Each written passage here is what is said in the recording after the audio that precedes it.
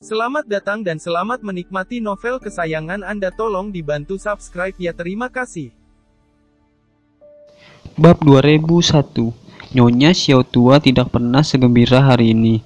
Menggigil sekujur tubuh untuk makan, dia mengikuti kata-kata mandor dan tetap sibuk di supermarket. Dan pada pukul 7 malam, dia akhirnya menerima kupon makan yang dia rindukan. Meskipun dia sudah makan dengan sangat kenyang di siang hari, makan malamnya masih seperti anjing kelaparan yang telah dikurung selama 3 hari. Dan dia makan sampai dia tidak bisa berdiri di kafetaria. Hanya setelah dia beristirahat di kursinya di kafetaria selama setengah jam, dia hampir tidak bisa berdiri dengan tangan di atas meja. Setelah makan dan minum cukup, seluruh orang itu energik. Nyonya Xiao Tua menyeka mulutnya dengan punggung di tangannya dan menyentuh perutnya dengan telapak tangannya. Dengan puas meratapi dirinya sendiri, saya tidak menyangka bahwa makanan setelah persalinan ini akan sangat lezat. Ini hari yang panjang. Segera, wanita tua itu melihat waktu dan menemukan bahwa itu sudah lewat jam 8. Jadi dia berencana untuk bergegas pulang. Meskipun dia selalu egois, tetapi setelah mengalami semua jenis kesulitan dan kesengsaraan selama periode waktu ini, dia sedikit banyak merawat anak dan cucunya. Berpikir bahwa putra dan cucunya masih berbaring di tempat tidur untuk diberi makan, Nyonya Xiao bergegas ke jendela kantin dan membuka mulutnya untuk bertanya kepada anggota staf yang bersiap-siap untuk pergi bekerja. Permisi untuk bertanya, apakah kita masih membutuhkan sisa sayuran dan sisa roti kukus dan nasi? Yang lainnya memandangnya dan berkata dengan ekspresi tak berdaya di wajahnya, tidak mungkin wanita tua, kamu sudah makan untuk 3 orang sendirian dan kamu masih belum kenyang. Nyonya Xiao Tua menyeka mulutnya dengan malu dan berkata dengan senyum kompensasi, hei, aku kenyang, anak-anak di rumah masih lapar. Kamu tidak tahu hampir 2 hari 2 malam tanpa makanan. Pihak lain terkejut dan bertanya, benarkah atau tidak? Di usia berapa orang masih tidak bisa makan? Wajah Nyonya Xiao Tua panas dan malu. Kemudian berkata, hei, kamu tidak tahu. Sesuatu terjadi di keluarga saya selama ini. Menantu perempuan tertua saya dari keluarga saya terkena kanker payudara. Tahu bahwa ini adalah tahap akhir dan sekarang hampir mati. Putra sulung saya menghabiskan semua uang dalam keluarga untuk merawatnya. Mengatakan demikian, Nyonya Tua Xiao tiba-tiba merasa sangat menyegarkan di hatinya. Itu benar-benar sangat menyegarkan. Dia sudah lama tidak senang dengan Qian Hongyan, dan jika Wudong Hai tidak menghentikannya, wanita tua itu sendiri akan benci untuk mengalahkan Qian Hongyan setengah mati. Terutama baru-baru ini, Qian Hongyan telah tidak mematuhi dengan berbagai cara, bahkan memaksanya keluar untuk bekerja, dan dia telah lama membenci Qian Hongyan sampai ke tulang di hatinya. Oleh karena itu, mengarang desas-desus bahwa Qian Hongyan sekarat karena kanker payudara di depan orang lain membuatnya merasakan balas dendam. Ketika staf kafetaria mendengar ini, mereka berteriak, hah, kanker payudara stadium akhir? Itu terlalu buruk. Bukan itu saja, Nyonya Xiao Tua menghela napas. Hei, menantu perempuan tertua saya menderita kanker payudara stadium akhir. Menantu perempuan kedua saya bahkan lebih buruk. Staf buru-buru bertanya, Nyonya Tua, ada apa dengan menantu perempuan kedua Anda lagi? Nyonya Xiao berkata dengan wajah menyesal. Menantu kedua sudah menderita uremia, hidup dengan cuci darah sepanjang hari, dan akibatnya dalam perjalanan ke rumah sakit untuk cuci darah beberapa waktu lalu, dia membiarkan mobil menabraknya lagi, dan semua anggota tubuhnya diamputasi di bawah bokong. Staf panik, apakah ini sangat buruk? Nyonya Xiao Tua memiliki wajah seperti ini. Apa ini? Lebih buruk lagi yang akan datang. Staf mengajar. Apa yang bisa lebih buruk? Nyonya Xiao Tua meratap dan berkata, istri putra kedua saya yang kehilangan kakinya dan harus pergi ke rumah sakit untuk cuci darah sudah cukup menderita, tetapi Dia akhirnya mengalami stroke lagi, dan sekarang dia bengkak sepanjang hari, memukul dan berkedut, sama seperti Zhao Xier di Country Love, yang bahkan lebih buruk dari kondisi Zhao Xier. Ketika dia mengatakan Malan, Nyonya Xiao tua merasakan lebih lega. Bab 202. Dia benci bahwa Malan benar-benar sengsara seperti yang dia buat. Aku bahkan ingin dia sengsara mungkin. Namun bagaimana Stap tahu bahwa dia benar-benar percaya apa yang dia katakan? Stap merasa bahwa tidak ada orang waras yang punya waktu untuk mengutuk anggota keluarga mereka. Jadi, apa yang dikatakan wanita tua itu pasti benar. Jadi dia berkata dengan simpati yang tak tertandingi. Tidak heran kamu masih bekerja di usia yang begitu tua. Tidak mudah bagi keluargamu untuk menjadi berantakan satu demi satu. Dia berkata, Nyonya, kami masih memiliki 7 atau 8 roti kukus yang tersisa, hampir 4 porsi nasi, dan sedikit sisa makanan. Saya akan mengemas beberapa untuk Anda bawa kembali pulang. Nyonya Xiao tua bersemangat, tetapi masih memaksakan suasananya gembira, dan berkata dengan wajah sedih, saya tidak punya kotak makan siang. Kedua menantu saya sekarat, saya tidak mampu membeli barang itu. Dia berkata, wanita tua itu menarik kantong plastik tergantung di konter, dan berkata begitu saja, bagaimana dengan kakak perempuan ini? Kamu memasukkan semua sisa makanan itu ke dalam kantong plastik untukku, dan aku akan membawanya pulang. Stap mengangguk dengan penuh semangat, dan berkata, saya baik-baik saja dengan itu, selama Anda tidak keberatan. Nyonya Xiao tua panik. Tidak suka. Segera, Staf mendapatkan semua sisa makanan untuk Nyonya tua Xiao, dan itu dikemas dalam 4 kantong plastik besar. Nyonya Xiao menyesalinya begitu dia memulai berpikir bahwa banyak sisa makanan terlalu berat. Bagaimana kita membawa ini kembali? Tapi kemudian saya berpikir, tidak, saya harus membawa semuanya kembali. Dengan makanan ini, keluarga setidaknya dapat menutupi 2 hari. Jika tidak, $100 yang saya hasilkan hari ini akan cukup untuk apa? Memikirkan hal ini, dia hanya bisa berterima kasih padanya sambil menggigit giginya dan membawa 4 kantong besar makanan kembali ke rumah. Dalam perjalanan, Nyonya Xiao tua tidak repot-repot naik taksi, menghabiskan banyak uang untuk naik taksi pulang dari sini, dan 100 yuan yang dia hasilkan dengan bekerja sangat keras sepanjang hari mungkin setengah habis dengan taksi. Setelah dipikir-pikir, lebih baik naik bus.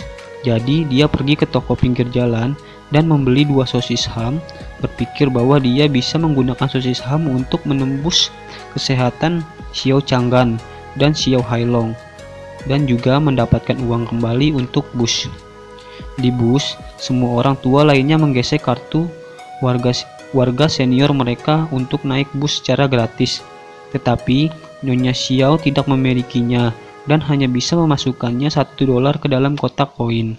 Bahkan, dia sudah tahu bahwa pendaftaran rumah tangga lokal lansia 65 tahun atau lebih tua, Anda dapat pergi ke Departemen Urusan Sipil untuk melakukan tumpangan gratis di kartu lansia bus. Namun, sebelum Nyonya Xiao tua tidak pernah naik bus. Apakah pengemudi penuh waktu, penjemputan mobil khusus? Saat ini dia bagaimana caranya melihat tumpangan gratis di kartu tua bus. Saat itu, dia sangat malu memiliki kartu ini, apalagi menggunakannya. Tapi sekarang dia menyesalinya, dan pada saat yang sama bergumam dalam hatinya, sepertinya aku akan bergegas dan mendapatkan kartu warga negara senior setelah tahun baru dan setelah orang pergi bekerja. Maka setidaknya itu gratis untuk dipublikasikan. Transportasi membawa beberapa tas besar makanan, Nyonya tua Xiao kembali ke Villa Thompson dengan susah payah. Ketika dia berjalan ke pintu masuk Thompson, dia akan menyikat gerbang ketika seseorang wanita parubaya berpakaian bagus memegang hidungnya dan berteriak kepadanya, "Dari mana wanita tua ini? Apakah kamu tahu tempat apa ini? Ini Thompson, kamu tidak akan mampu membeli rumah di sini selama beberapa kehidupan. Nyonya Xiao tua telah muntah darah, dan ketika dia melihat seseorang wanita muncul entah dari mana dan berteriak padanya, dia mengutuk dengan marah, "Kentut ibumu, apakah Anda tahu di mana saya tinggal? Saya tinggal di Villa A04. Lihat burungmu itu, mewah seperti burung pagar. Menurutku, kamu tinggal di flat pinggiran yang terbaik." Begitu wanita itu mendengar ini, dia bergegas dengan marah dan langsung memukul Nyonya Xiao tua, mengutuk, "Wanita tua yang sudah mati, set flat ibuku lebih dari 20 juta, dan kamu berani mengejekku, dasar miskin, dan kamu berani mengatakan kamu tinggal di villa. Kamu pantas mendapatkannya." Bab 2003.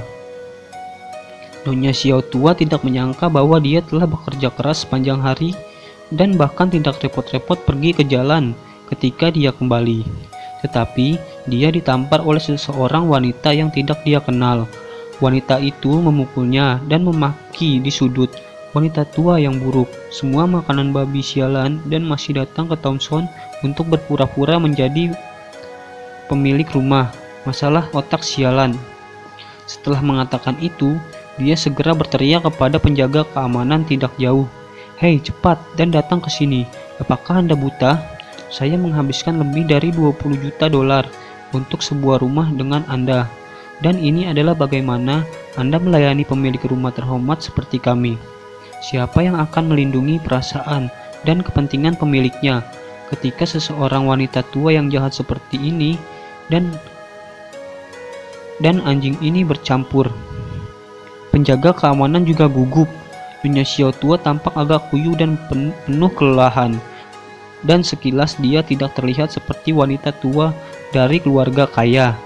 Terlebih lagi, dia membawa 4 kantong plastik besar di tangannya yang berisi roti kukus dan nasi serta sup sayuran yang terlihat berantakan, yang bahkan lebih tidak biasa dari pemilik Thomson kelas 1. Jadi, dia buru-buru berkata kepada wanita tua itu, "Permisi Nona tua, kami adalah tempat tinggal pribadi di sini.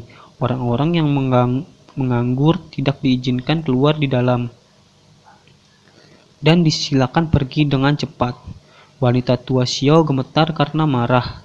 Bahkan jika dia bukan pemilik Thomson kelas 1, dia setidaknya adalah penduduk Thomson kelas 1 dan penghuni salah satu villa terbaik Thomson. "Mengapa saya harus dipukuli dan diusir?"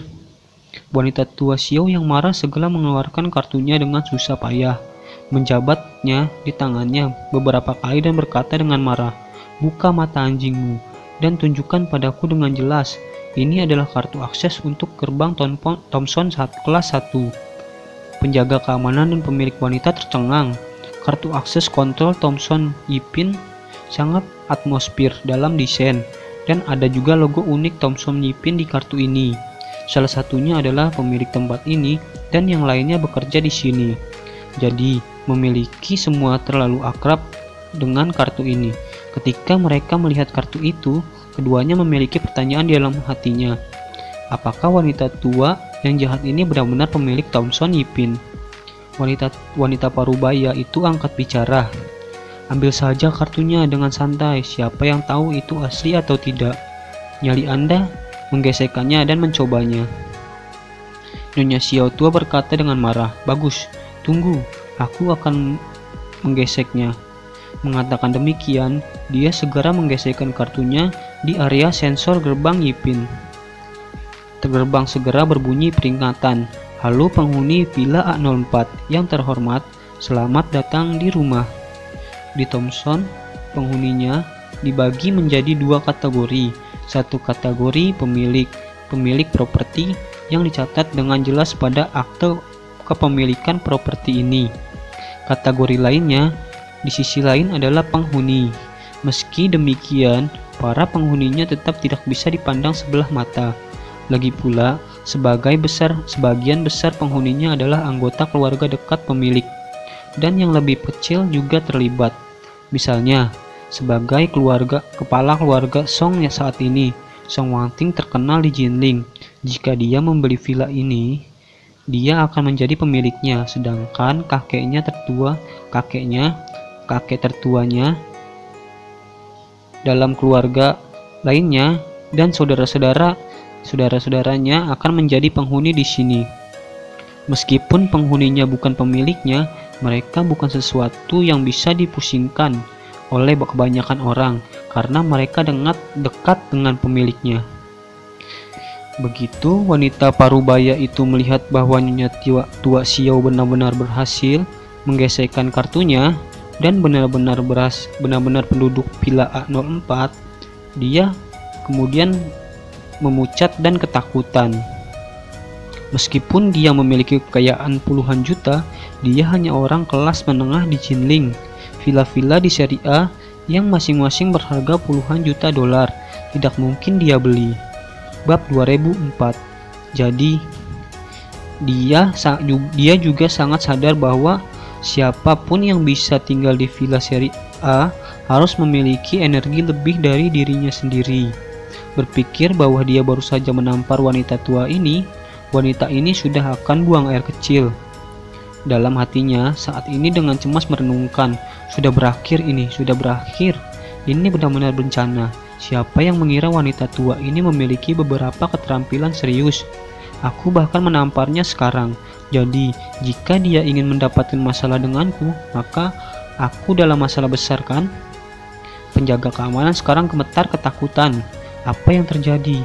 Apakah wanita tua ini benar-benar penghuni sebuah villa di Thompson kelas 1?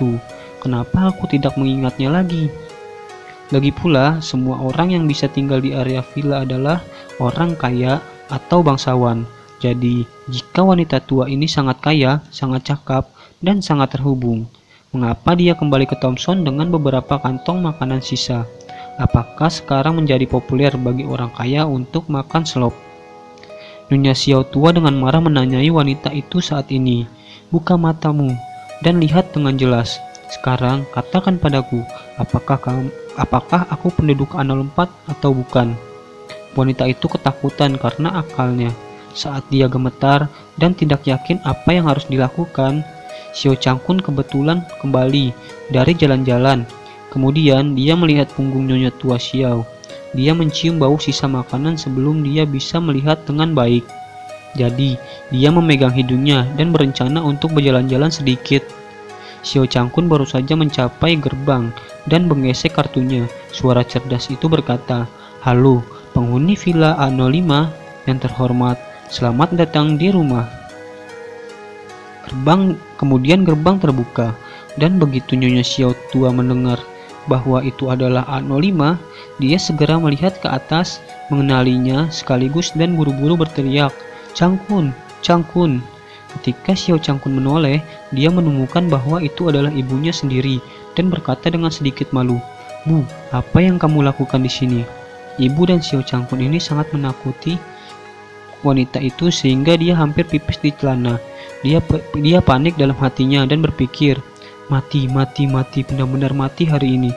Bagaimana cerita wanita tua ini tinggal di Villa A04 untuk dirinya sendiri dan Villa A05 untuk putranya. Ini terlihat seperti keluarga besar papan atas. Saya tidak bisa percaya.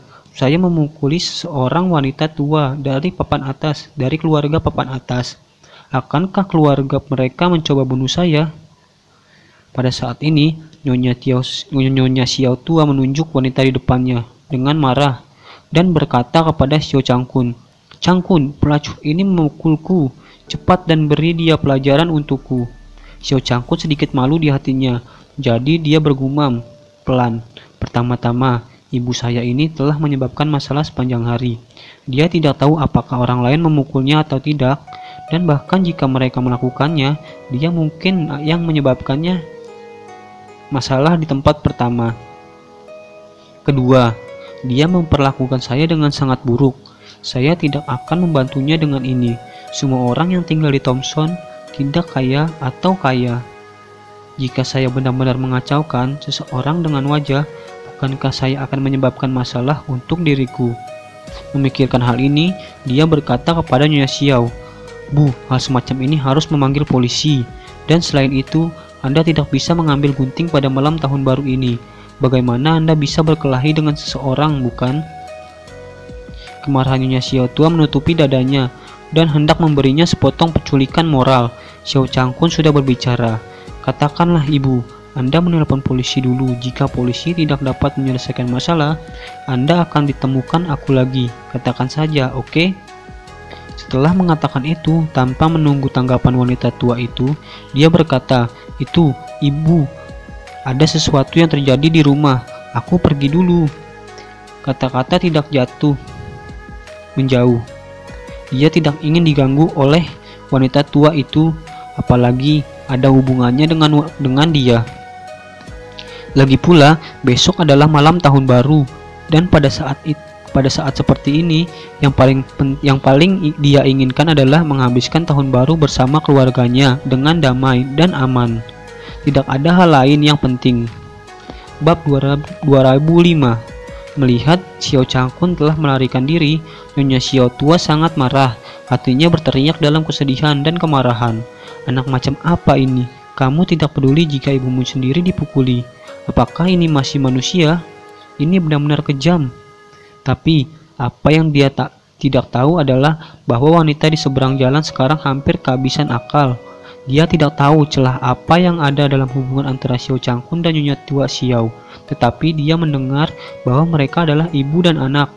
Dalam hatinya, dia ketakutan dan berpikir, wanita tua ini dan pria itu jelas adalah ibu. Namun, mereka tidak tinggal di villa yang sama, tetapi membeli dua villa terbaik untuk tinggal bersebelahan. Satu set villa A04 dan satu set villa A05. Keluarga sialan macam apa ini? Berapa banyak uang yang harus kita hasilkan di rumah? Berapa banyak energi yang harus ada di belakangnya? Begitu dia memikirkan hal ini, dia menyesali tindakannya, menemukan masalah dengan wanita tua itu. Jadi, dia dengan gugup dan buru-buru membisikkan permintaan maaf. "Nyonya Tua, saya menyesal. Saya benar-benar tidak berharap Anda menjadi penghuni area villa sekarang. Ini semua salah saya. Tolong jangan terlalu umum dengan saya." Nyonya Xiao Tua memarahi dengan marah. Kamu menamparku sekali dan kemudian berkata kamu minta maaf. Dan hanya itu." Wanita itu dengan cepat bertanya lagi, "Apa yang ingin kamu lakukan atau katakan padaku? Bagaimana aku bisa membuatmu merasa lebih baik? Bagaimana kalau kamu mencabukku? Tidak peduli berapa kali kamu mencabukku, aku tidak akan melawan." Nyonya Xiao Tua menggertakkan giginya. Pada saat itu dia tidak sabar untuk bergegas dan memukuli wajah wanita itu. Namun dia berpikir dengan hati-hati, meskipun aku memukulnya untuk menghilangkan kebencianku, itu tidak akan berguna. Daripada ini, lebih baik memerasnya demi uang. Memikirkan hal ini, Nyonya Tua Xiao berkata dengan dingin, "Kamu memarahiku dan menamparku. Kamu harus memberiku kompensasi untuk masalah ini agar masalah ini cepat selesai. Masuk akal bukan?" Wanita itu mengangguk tanpa ragu-ragu. "Kamu benar. Aku bersedia menembus kesalahanku. Katakan padaku berapa banyak yang kamu inginkan dan aku akan membayarmu kembali." Nyonya Xiao Tua akan membuka mulutnya untuk memanggil 10.000. Tapi setelah merenung sejenak, dia merasa tidak pantas membicarakan 10.000 itu. Nyonya Tua Xiao saat ini bukan lagi wanita tua yang seperti Buddha tua. Di masa lalu, wanita tua Xiao memiliki banyak uang di tangannya. Belum lagi 10.000, 1 juta mungkin tidak benar-benar ada di matanya.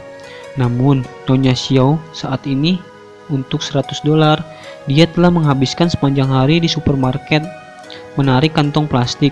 Jadi $10.000 sudah merupakan jumlah uang yang sangat besar baginya sekarang. Jadi wanita tua itu berpikir, lagi pula dia baru saja menampar saya. Jika saya meminta 10.000 yuan, bagaimana jika dia marah dan memanggil polisi untuk menuduh saya pemerasan dan pemerasan? Bukankah itu berarti saya akan melakukannya dan ditangkap kembali di pos jaga? Sekarang ini cari uang tidak mudah. Saya lelah. Saya hanya menghasilkan $100 sehari. Tamparan, jika Anda dapat mengubah $100 juga bagus. $100. tidak akan dikatakan pemerasan kan? Memikirkan hal ini, Nyonya Xiao Tua berkata dengan tegas, "Saya sudah sangat tua, Anda menampar saya. Masalahnya bisa besar atau kecil, tetapi saya selalu murah hati. Anda membayar $100, masalah ini selesai." 100? Mata wanita itu hampir jatuh ke tanah. Dia berpikir bahwa karena wanita tua ini mampu untuk tinggal di Villa A04, pasti ada beberapa banteng di keluarganya, dan dia benar-benar dalam masalah jika dia memukulinya hari ini. Jadi, bahkan jika Nyonya tua Xiao meminta $180.000, dia memutuskan untuk setuju tanpa ragu-ragu, dan kemudian mentransfer uang secepat mungkin untuk menyelesaikan masalah. Tapi, tak disangka, begitu wanita tua itu bertanya, dia hanya membutuhkan $100. Dia sangat gembira, menganggukkan kepalanya dan berkata, tidak masalah, aku akan memberimu uang." Saya berkata, mengeluarkan dompet saya yang menghasilkan uang tunai 100 yuan, menyerahkan kepada Nyonya wanita tua Xiao, lalu menunjuk ke penjaga keamanan dan berkata, "Nyonya tua, kami memiliki saksi di sini. Anda baru saja mengatakan untuk memberi 100 yuan. Masalah ini selesai. Saya juga memberi Anda uang sekarang. Anda tidak dapat menemukan saya di masa depan." Nyonya Xiao Tua sangat gembira saat ini. Dia mengambil uang $100 itu. Bab 2006. Dalam benak saya berpikir, itu $100 untuk tamparan di pergelangan tangan. Itu jauh lebih banyak daripada kerja seharian. Jadi, dia menekan kegembiraannya dan berkata, "Oke, mari kita lupakan masalah ini. Dan ingat, ketika kamu keluar di masa depan, jangan memandang rendah orang yang dengan pakaian jelek ini." Pihak lain segera mengangguk dengan hormat. "Jangan khawatir, saya akan ingat." Ketika Nyonya Xiao tiba di rumah dengan 200 yuan di sakunya dan 4 kantong plastik besar, rumah itu dipenuhi dengan aroma makanan. Zhang Weifan dan mereka bertiga yang memasak makanan. Mereka bekerja sebagai pembersih di supermarket hari ini. 120 yuan sehari, 3 orang adalah 360. Hari-hari ini 360, 3 orang menurunkan restoran yang hanya merupakan makanan biasa.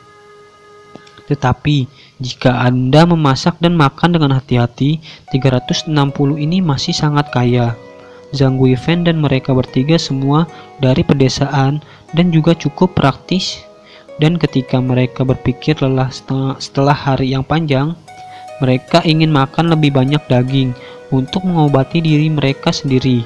Jadi, mereka pergi ke pasar dan memberi 2 pon daging babi, membeli beberapa kentang, kacang-kacangan, dan bihun. Kemudian pulang langsung sepanci sup yang berantakan. Biaya sepanci rebusan kurang dari $100, tetapi jumlahnya benar-benar cukup. Bau daging babi terbakar, kap mesin tidak bisa ditekan. Yang lebih menarik lagi adalah ketika panci rebusan mulai mengeluarkan aromanya, Zhang Weifan mematikan kompornya. Kemudian, dia juga sengaja membuka pintu dapur agar aromanya sedikit menyebar. Ini benar-benar siksaan besar bagi Xiao Changgan dan Xiao Halong yang berada di lantai 2. Meskipun jenis rebusan ini tidak mencapai tingkat tinggi, itu adalah salah satu hidangan paling praktis, paling enak, dan paling rakus di rumah orang biasa. Terlebih lagi, Xiao Changgan dan Xiao Halong sama-sama kelaparan, dan ketika mereka kelaparan, indera penciuman mereka menjadi sangat sensitif. Jadi, sedikit wewangian bisa membuat mereka tergila-gila karenanya. Mereka berdua mengira nasi itu dimasak oleh keluarga mereka sendiri dan tidak sabar sehingga mereka ingin memakannya dengan cepat. Tetapi, ketika mereka memanggil Qian Hongyan untuk bertanya, mereka menyadari bahwa nasi itu tidak dimasak oleh keluarga mereka sendiri, tetapi oleh 3 penyewa baru mereka. Ini membuat ayah dan anak itu putus asa hingga ekstrim. Xiao Weiwei dan Xiao Hongyan sama-sama putus asa. Tepat pada saat ini, Nyonya Xiao Tua mendorong pintu dengan wajah hitam. Begitu dia masuk, dia mengutuk dan berkata, "Ketiga wanita tua pedesaan itu sungguh sekelompok yang kurang ajar. Ada meja di ruang makan, tetapi kamu masih berlari ke meja kopi untuk makan. Kamu benar-benar berpikir, kamu sudah di rumah di sini. Xiao Weiwei sangat senang melihatnya masuk sehingga dia berkata, "Nenek, kamu kembali, kami kelaparan, hanya menunggumu kembali dan membawakan kami makanan." Xiao Hailong juga menangis, "Nenek, aku sangat lapar, dan jika aku tidak makan, aku akan kelaparan." Nyonya Xiao tua menghela napas menyerahkan 4 kantong plastik di tangannya. Kemudian, di tangannya kepada Xiao Weiwei dan berkata, "Ini untuk kalian, ambil sumplit dan makanlah dengan cepat." Saat melihat kantong plastik yang dia bawa di tangannya, keluarga Xiao tidak peduli dari mana makanan di dalamnya berasal, hanya berpikir untuk segera memakan semuanya di perut mereka. Jadi, Xiao Weiwei berkata dengan penuh semangat, "Nenek, aku akan pergi ke ruang makan untuk mengambil sumplit." Qian Hongyan juga senang dan sibuk berkata, "Kamu tidak bisa mengambil semuanya sendiri, aku akan ikut denganmu." Nyonya tua Xiao mendengus, "Qian Hongyan, kamu berhenti di situ. Kamu tidak akan makan satu suap pun dari makanan yang aku bawa kembali." Bab 2007. Qian Hongyan tidak menyangka bahwa Nyonya tua Xiao akan berbalik melawannya. Dia menunjuk ke kantong plastik besar makanan dan berkata, "Bu, kamu membawa begitu banyak makanan, apa salahnya membiarkan saya makan suap?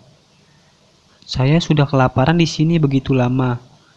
Nyonya Xiao tua mencibir, "Jika kamu ingin makan, pergi keluar dan bekerja sendiri untuk mendapatkan uang. Mengandalkanku, seseorang wanita tua, untuk mendukungmu. Apakah kamu nggak malu?" Qian Hongyan menjadi cemas dan berkata, "Itu karena aku dijebak oleh Xiao Changkun. Kalau tidak, aku akan bekerja sebagai kasir dan menghasilkan lebih banyak uang daripada kamu." Nyonya Xiao tua terdiam. "Tidak ada hubungannya dengan saya. Jika Anda mendapatkan lebih atau kurang, Anda mendapatkan milik Anda, dan saya mendapatkan milik saya. Tidak ada dari kita yang mengambil keuntungan dari siapapun. Jadi, jangan pernah berpikir untuk memakan makanan yang saya dapatkan. Dibawa kembali. Jika kamu ingin memakannya, carilah sendiri." Qian Hongyan menatapnya dengan sedih dan marah. Kemudian pergi. "Nyonya tua, Anda akan jatuh ke sumur, bukan? Saya akan lari dari rumah jika Anda memaksa saya." Nyonya Xiao tua tertawa dan bertepuk tangan. "Oh, bagus sekali, cepatlah pergi. Aku tidak sabar untuk membeli petasan untuk merayakan kepergianmu. Jika Wudong Hai tidak menghentikanku, aku akan membiarkanmu keluar dari rumah kami. Kenapa aku harus membuatmu tetap di sekitar untuk merusak pemandangan?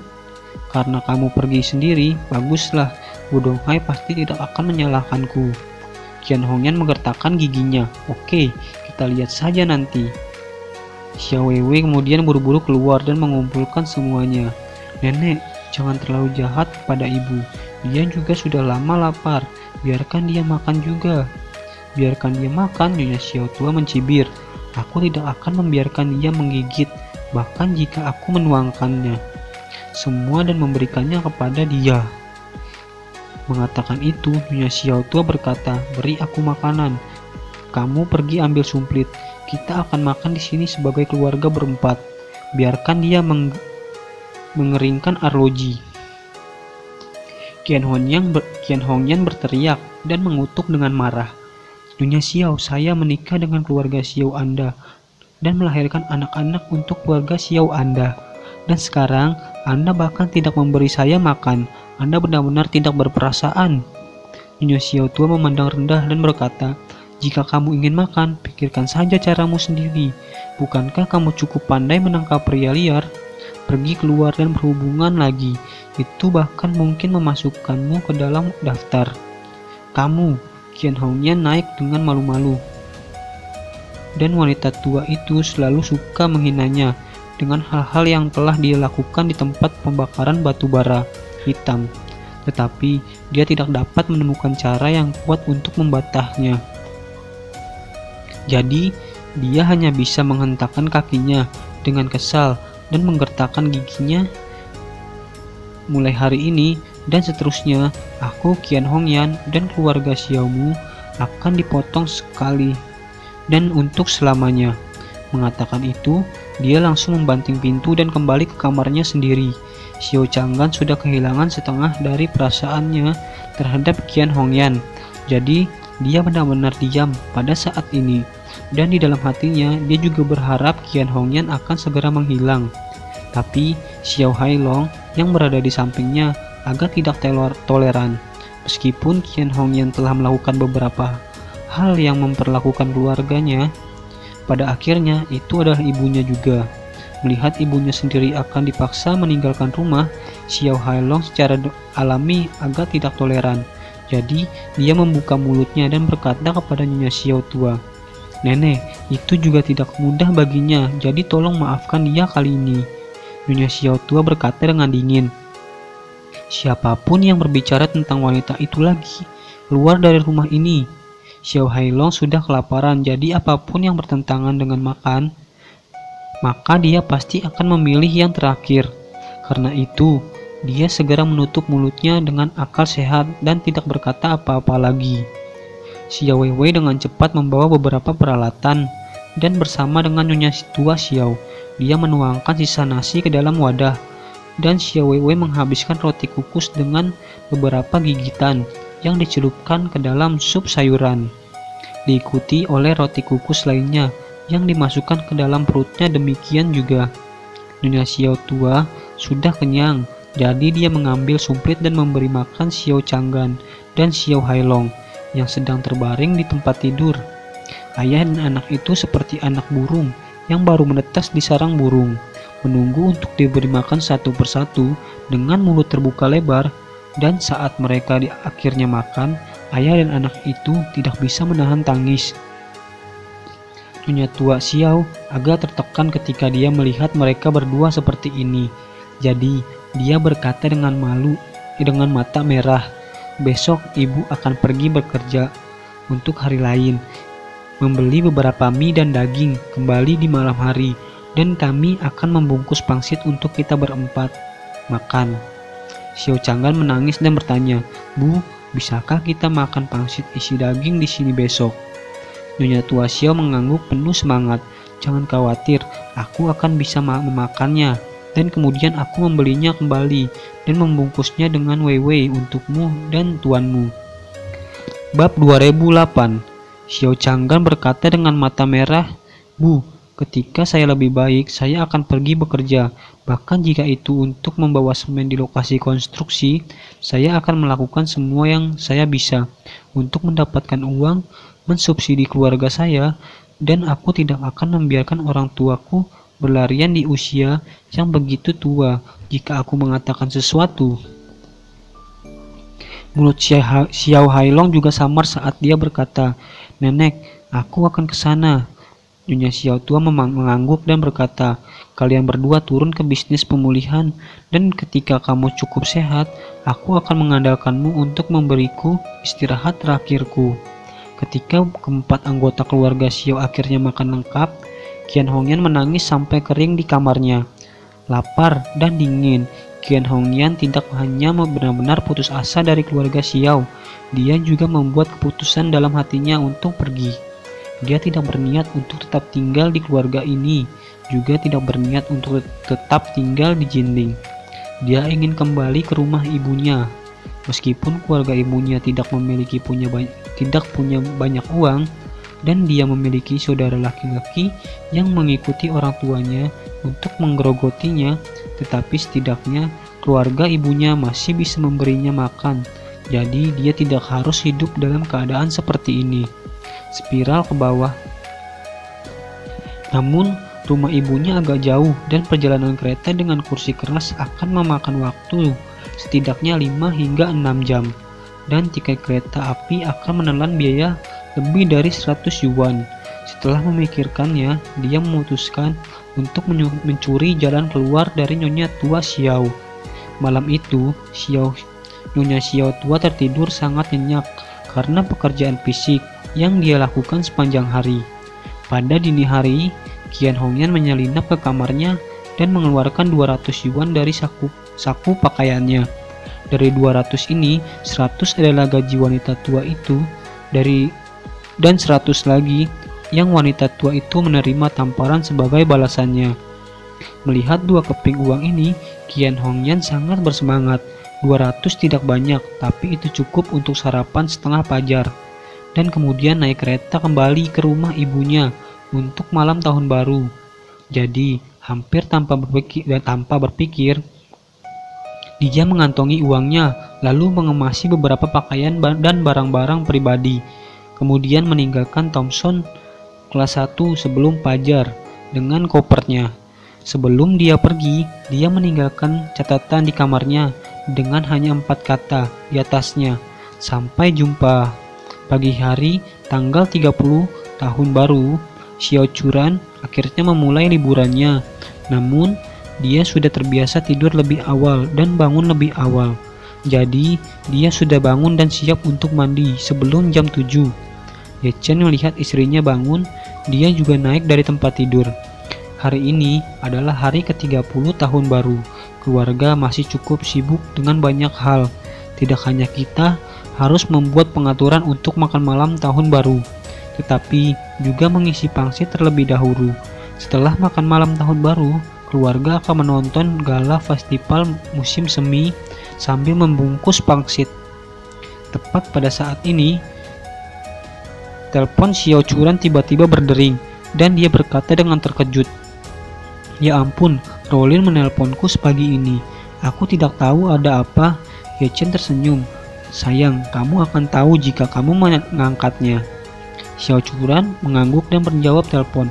"Hei Rolin, mengapa kamu menelpon sepagi ini?" Dong Rolin tertawa dan berkata, "Aku sedang berlibur ah. Hari ini adalah hari libur, jadi penerbangan siangku kembali ke Yanjing untuk makan malam tahun baru bersama keluargaku."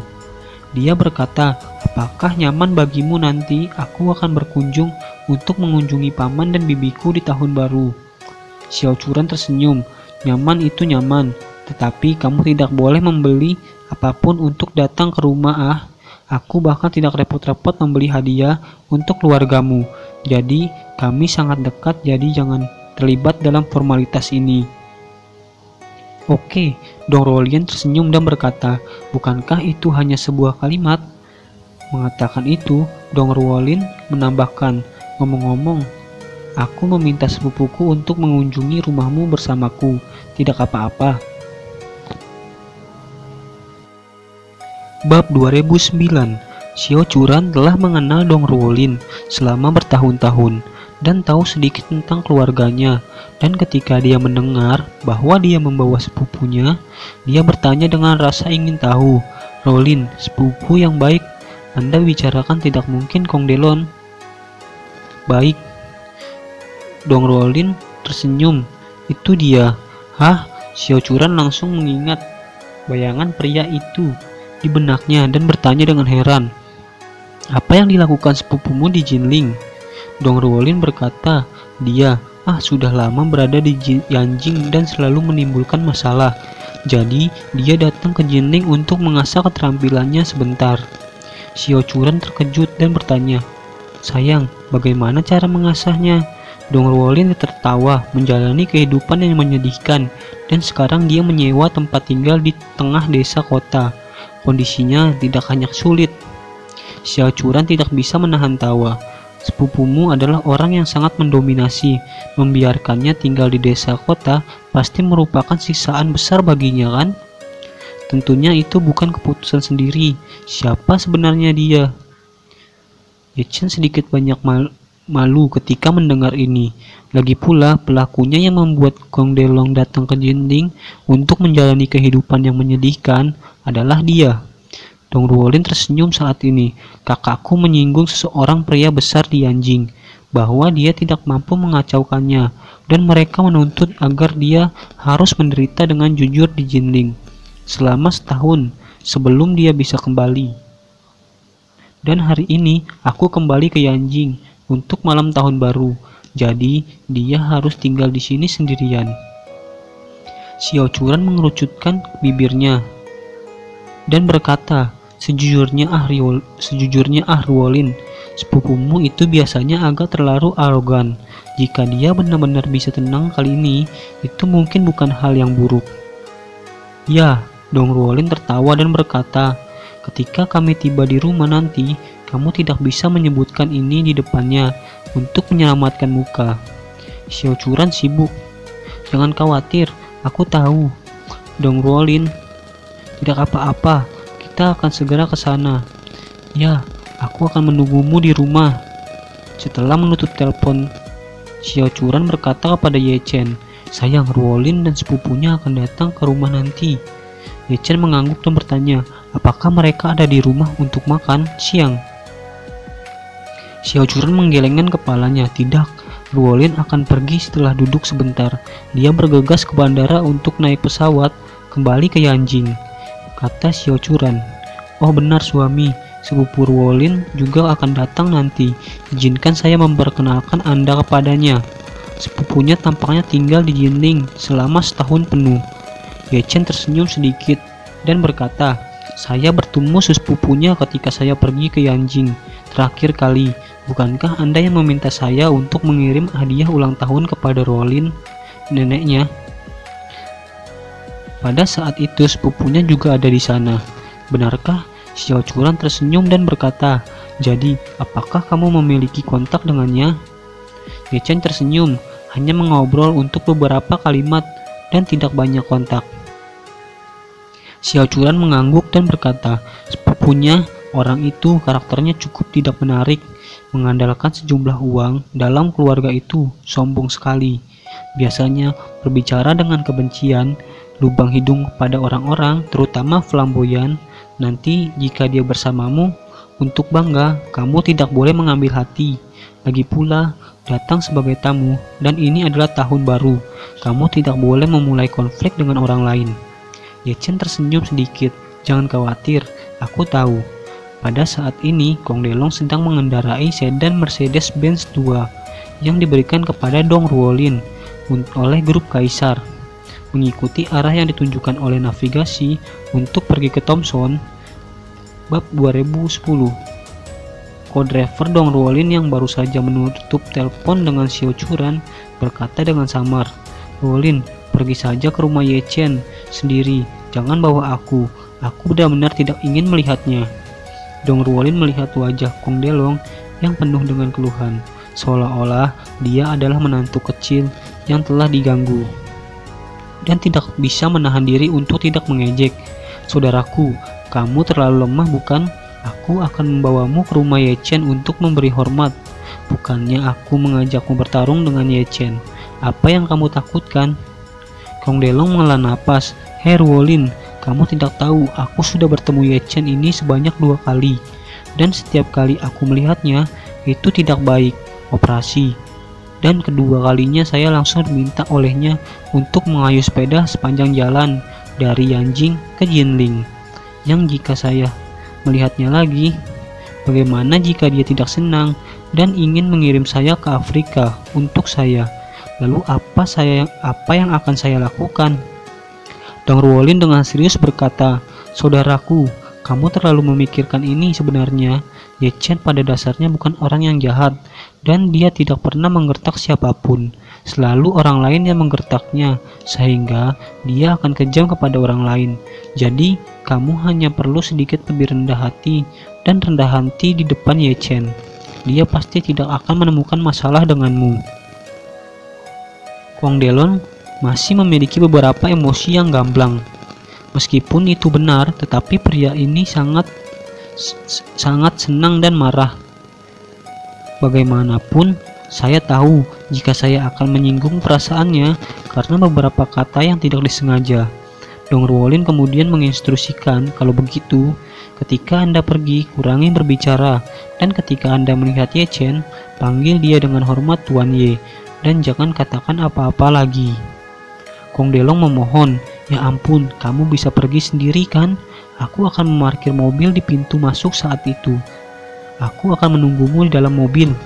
Dong Ruolin berkata dengan wajah marah, aku baru saja memberitahu seseorang, Xiao Churan, bahwa kamu akan pergi bersamaku.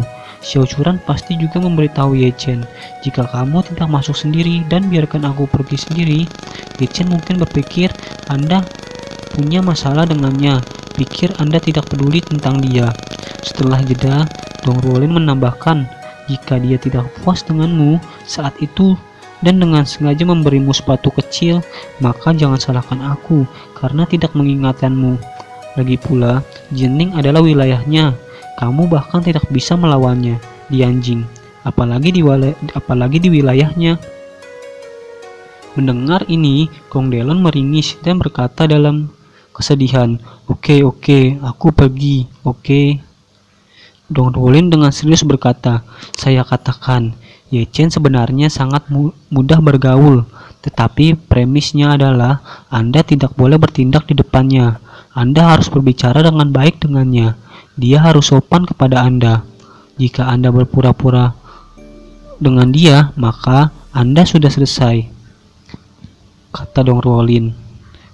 Suatu kali saya pergi ke pemandian air panas bersama Ye Chen dan Curan.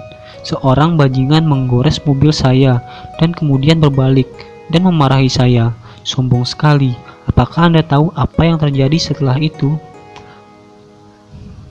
Kong Delon menggelengkan kepalanya. Bagaimana aku tahu? Dong Ruolin berkata, Ye Chen mengirim anak buahnya dan keponakannya pisau untuk mengukir 2 kata di kepala pria itu. Kong Delon sangat ketakutan. Mengukir kata-kata di otak dengan pisau. Itu kejam, bukan? Dong Ruolin berkata, kaulah yang tidak melihat kebajikan orang itu.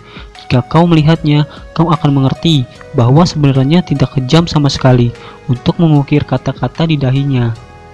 Kong Delon buru-buru bertanya, kalau begitu, bisakah Anda memberitahu saya dengan tepat kata-kata apa yang dikukir Ye Chen di kepalanya? Dong Ruolin berkata, pria itu suka menyebut orang lain sebagai penggantung yang buruk ketika membuka dan menutup mulutnya. Jadi Ye Chen meminta seseorang untuk mengukir 2 kata itu di kepalanya. Persetan. Kong Delon tiba-tiba ketakutan. Dia bahkan merasa seolah-olah 2 kata itu terukir di dahinya. Dia tidak bisa membantu, tetapi menatap. Apa perbedaan antara Ye Chen ini dan iblis? Ini sangat kejam. Dong Ruolin segera memalingkan wajahnya dan bermentak, aku melarangmu mengatakan hal-hal buruk tentang Ye Chen. Hah? Kong Delon bingung dan berkata dengan kesal, Ruolin, aku kakakmu, kenapa kamu mengikutku? Dong Ruolin mendengus, Ye Chen adalah pahlawan besar di hatiku. Jika aku membandingkan diriku denganmu, seseorang pria yang tidak berpendidikan, maka si kuku pasti akan berbalik ke arahnya. Kong Delon menangis, Ruolin, kamu pasti suka Ye Chen itu kan?